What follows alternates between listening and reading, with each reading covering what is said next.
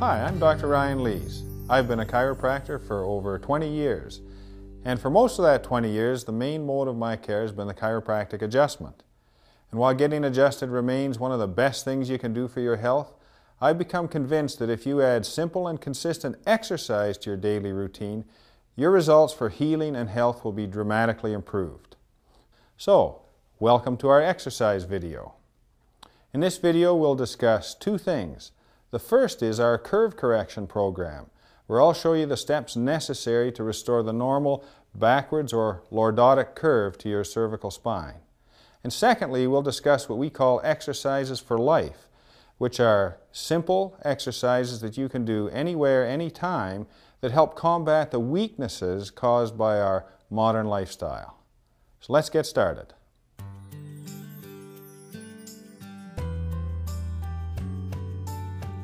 I really can't overstate the importance of having a healthy neck. It holds your head up, after all. Something you need to understand is that every nerve in your body, with a couple exceptions, have to pass through your neck. That means that the nerves to your toes, to your legs, to your arms, all pass through your neck. So your neck really is the most important part of your spine. And if you want to be healthy, you really have no choice about having a healthy neck. So what does it mean to have a healthy neck? Well, you have to have full range of motion, you have to have good muscle tone, and you need good posture.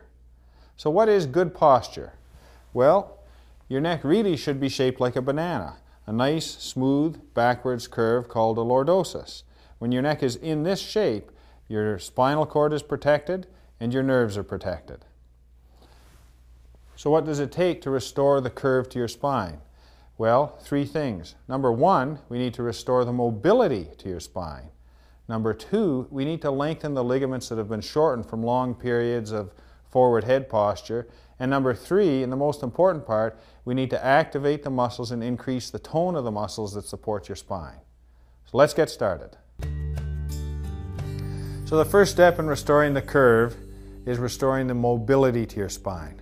We accomplish that with your chiropractic adjustments, so be sure and follow the schedule that you've been given. Number two, do the 2x2 and overhead exercises as we'll show you now. This exercise is called a 2x2. This, along with your chiropractic adjustments, helps to restore the mobility to your cervical spine. So we start by bending your head forward about 20 degrees and then bend it back as far as you can, and you do that twice. In each of these motions you do twice, which is why we call it a 2x2. After this, we'll have her turn her head one direction as far as you can, really push it, and then go back the other direction. You don't have to pause, but just keep it moving. And then we finish off by doing the side bending. So we'll have her bend her ear to her shoulder as far as she can, then back the other way. You don't cheat by lifting your shoulder. And this is the motion you really want to restore. You should be able to get your ear almost down to your shoulders. Now, one thing you want to be careful about is that when you tip your head back, you don't do it where you're just kind of collapsing your neck and your ears over your shoulders. You see Krista now. Now, what we really want is for your head to bend back far and get your ear way back over your shoulder. That's the motion we want to restore. So this exercise is called the overhead exercise. Number one key to remember with this is you have to keep your head up. So it's good to look at the corner of the wall and the ceiling. We don't want your head collapsing with this. So you begin by turning your hands outwards and then lifting them up over your head and reaching as far as you can and down and up, and just do that quickly and repetitively. Do it 10 times. Do it once an hour along with your 2x2s. It's a great exercise for strengthening your neck muscles, and also a great exercise for opening up your chest to help you breathe better and get good oxygenation into your brain. So again, 10 times, once an hour, do it along with your 2x2s. Step 2 of restoring your curve is called spinal molding. It's designed to lengthen the shortened ligaments on the front of your neck. We use a cervical wedge to accomplish that. You can do this lying on the floor or lying on your bed. You want to do it twice a day, 20 minutes a time. Now don't start at 20 minutes, start at 3, 4, 5 minutes as your comfort allows, and then work up as it gets easier for you. Now when you position the wedge, I want you to have the straight part of the wedge toward your head so that your shoulders lay here and then your neck kind of falls over the cliff. The wedge has a cutout part in it. You can use that at the beginning, but for someone like Krista who has a long, slender neck, you may want to use more of the straight part of the wedge so you get more of a fulcrum. So go ahead and lie down. And you'll notice we just use the wedge to extend her neck. It starts to lengthen the ligaments on the front part of her neck. And it's a little bit uncomfortable. It's going to be a little bit uncomfortable as you first do this because the ligaments are so short and tight.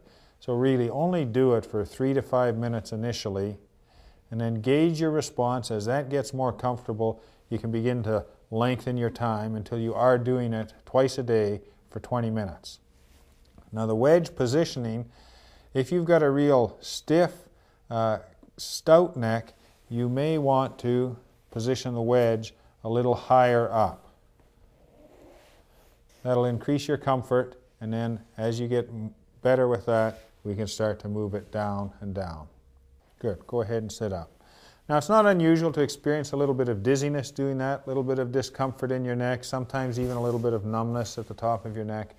As long as those aren't extreme, it's not a real big deal. But certainly if anything is beyond what you're comfortable with, please discuss it with your chiropractor. Now that your mobility is coming back and we're getting the ligaments lengthened, now we get to the critical part of activating your muscles. This is a 4-phase exercise program. You'll do each phase for 2 weeks. You'll do them 2 to 3 times a day, 3 sets of 15 repetitions each. If you do this consistently, at the end of 8 weeks, you will have a much stronger, happier curve in your neck. Step 1 of the neck extension exercises is fairly simple. You can do this on the floor or on your bed, wherever you're comfortable. You have your arms resting in front like so, and you very simply lift your head and your neck off the ground and down, and just up and down. We want to feel the muscles activate all the way down to the base of your spine, and you do 3 sets of 15 repetitions each. Do that twice a day, immediately after you do the spinal molding. Very important to be consistent with this, and it only takes 2 weeks to begin to see your muscles starting to replicate, get stronger and bigger. Consistency is the key. With step 2, we take it a little bit farther. Same positioning, but as you lift your head and your neck, go ahead Krista, we lift your chest just that much farther off. We're getting an even stronger contraction all the way down here. You should be able to handle it at this point if you've been consistent early on. Same deal. 3 sets, 15 repetitions each, twice a day, immediately after you do the spinal molding. Now for step 3, you bring your arms and you put them beside you, turning them outward, and now you're lifting your whole body and chest off the table. This is definitely a little harder. You won't be able to do it if you haven't completed the first 2 phases. And again, you do this for 2 weeks, 3 sets of 15 repetitions each time. You've reached the last phase now, phase 4. Don't skip directly to this, you won't be able to do it. Put your arms straight out in front, and you raise your whole chest and your legs.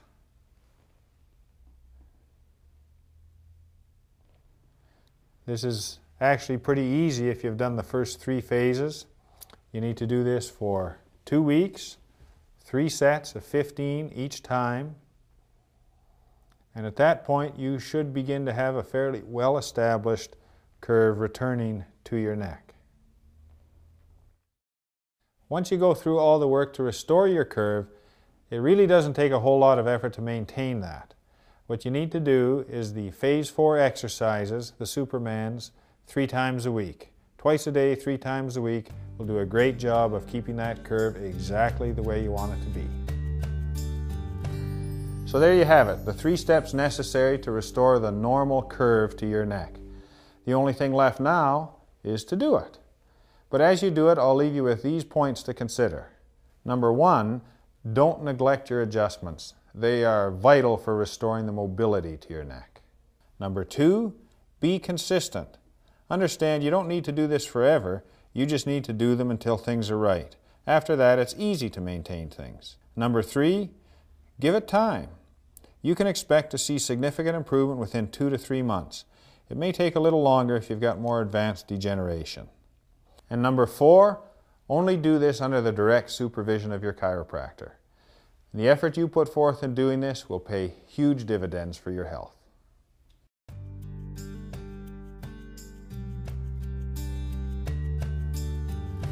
So, why are these exercises necessary? Well, a simple answer is we sit too much. We sit at work, we sit at home, we sit in front of the TV, we sit in our car driving. We just sit too much. And when you consider that our bodies are designed to walk 12 to 15 miles a day, well, you begin to see the deficit. So these exercises are designed to start to move us back in that right direction.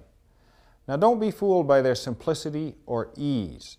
Their power comes not from intensity, but from your consistency in performing them. So let's get started. This exercise is called a 2x2. This, along with your chiropractic adjustments, helps to restore the mobility to your cervical spine. So we start by bending your head forward about 20 degrees and then bend it back as far as you can, and you do that twice. In each of these motions you do twice, which is why we call it a 2x2. After this, we'll have her turn her head one direction as far as you can, really push it, and then go back the other direction. You don't have to pause, but just keep it moving. And then we finish off by doing the side bending. So we'll have her bend her ear to her shoulder as far as she can, then back the other way. You don't cheat by lifting your shoulder. And this is the motion you really want to restore. You should be able to get your ear almost down to your shoulders. Now, one thing you want to be careful about is that when you tip your head back, you don't do it where you're just kind of collapsing your neck and your ears over your shoulders. You see Krista now. Now, what we really want is for your head to bend back far and get your ear way back over your shoulder. That's the motion we want to restore. So this exercise is called the overhead exercise. Number one key to remember with this is you have to keep your head up. So it's good to look at the corner of the wall and the ceiling. We don't want your head collapsing with this. So you begin by turning your hands outwards and then lifting them up over your head and reaching as far as you can and down and up, and just do that quickly and repetitively. Do it 10 times. Do it once an hour along with your 2x2s. It's a great exercise for strengthening your neck muscles, and also a great exercise for opening up your chest to help you breathe better and get good oxygenation into your brain. So again, 10 times, once an hour, do it along with your 2x2s. Let's see how many wall push-ups Krista can do. Part of our problem with sedentary life is that the muscles that stabilize your upper back don't get activated. So wall push-ups are a great way to do that. They're also a great way to activate your triceps muscle. Triceps, 3, should be twice as strong as biceps, 2, but that's not the case. So these wall push-ups are a great way to activate your triceps and your stabilizing muscles of your upper back. Again, very important to keep your head up to maintain the curve in your neck. And if you want to get a little fancy with that, we can do them on one leg. Improving your balance is always a great idea. So do 10 on one leg, 10 on the other. You can put your feet farther away from the wall to get a little bit more effort. There's lots of variations you can do. Again, try and do them 2-3 times a day or more if you like. So this exercise is called our hand grips. It's one of my favorite exercises because it's so powerful and so simple to use. If you've got problems with carpal tunnel syndrome or tennis elbow or golfer's elbow, this is the one that you want to be doing. The basic problem with those conditions is an imbalance between the extensor muscles and the flexor muscles. The extensor muscles are designed to stabilize your wrist and your elbow, but they get weak because of our relative inactivity. So you'll notice as she's squeezing that we have a nice angle with her wrist. You'll only get that if you use the hand grips. If you use a stress ball, you'll end up doing it like that, which doesn't do the work that we need here. which is to strengthen these extensor muscles so they're balancing the flexors in a better way. So again, remember, the more you do this, the faster you'll get better. So whenever you see them, pick them up, give them 10 or 15 squeezes. Let's have a look at hip extensions. One of the problems with sitting so much is that the muscles we use for standing get weak, including our butt muscles or our glutes. So very simply, first rule of this is keep your head up, maintain good posture, and go ahead and start doing some hip extensions, Krista. Just bring your leg back and give a real good squeeze of your butt muscle. You should be able to get your hip back quite a good ways, and this will go a long way toward preventing hip problems later on in your life. A lot of people think that the pain they get in their hips, the aching and the stabbing, is because the muscles are tight or spasmed. Well, it's quite the opposite. You feel that because the muscles are weak. So you don't need massage or stretching. What you need to do is strengthen them. And this is a great way to do it. Do it 10 or 15 times, 3 or 4 or 5 or 8 times a day, and you go a long way toward getting these muscles working better. So another great exercise for strengthening your standing muscles is deep knee bends. And very simply, just bend down as far as you can go, come back up again. When you're an expert like Krista, you can do it without help. If you get a little bit wobbly, have a chair nearby and go ahead and do those. This works on your balance, works on your butt muscles, works on your quadricep muscles, and again, it's a great way to activate these muscles that we're not using enough because we're sitting too often. So do these often. Toe raises are a great exercise for a lot of lower limb problems. Very simply, you just lift your toes off the ground, up and down, up and down. Do it 10 or 15 times, each side, 3 sets of that. If you've got troubles with shin splints, troubles with plantar fasciitis, troubles with Achilles tendon problems or tight calf muscles, this is a great exercise to do. And it's another example of how we get an imbalance between the extensor muscles and the flexor muscles. The tightness you feel here is not really tightness, it's an imbalance. So we need to strengthen these front muscles to remedy that. So one thing I want to point out with Krista is as she does the exercise on her left side, you might notice a little bit of jerking or ratcheting as her foot goes down. That's called dystaxia, and it's a sign of weakness in these muscles in the front of her leg. You might notice that as you do it. You might notice it in some of the other exercises that you do, and it's just a sign that you have to work on that and get it stronger. So as she does this over the next few weeks, you'll notice that dystaxia start to go away. So let's do a little marching here. You want to get all your colleagues at work and at home doing this. You definitely don't want to be doing this by yourself. Part of our problem with our modern lifestyle where we don't have a lot of activity is that our nerve system tends to get away on us a little bit. In other words, our heart rate gets up, our blood pressure goes up, our respiratory rate goes up. And this activity of marching helps to activate a part of your nerve system that helps to dampen that and calm that. Did you see that? So you noticed as Krista was doing this that she gets a little bit out of rhythm. So this is a reflex you shouldn't even have to think about. But as she doesn't think about it, she starts to get a little bit discombobulated. So it's a sign that you need to keep doing this 3 times a day for at least a minute, and the more the merrier. Very important that you keep your head up while you're doing this. Very important that you do it cross-crawl like she is, as opposed to doing it on the same side, which is kind of what happened when she came unglued there a minute ago. So go back to the regular pattern. Good. So 3 times a day for at least a minute would be a great place to start.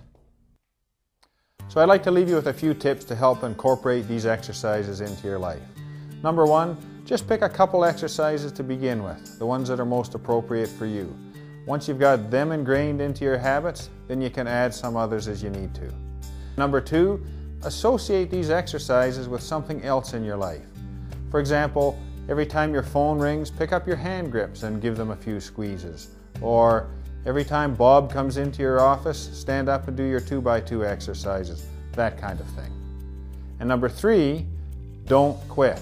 If you forget to do them for a while, don't worry about it. Just pick them up again later. You got the rest of your life to be healthy.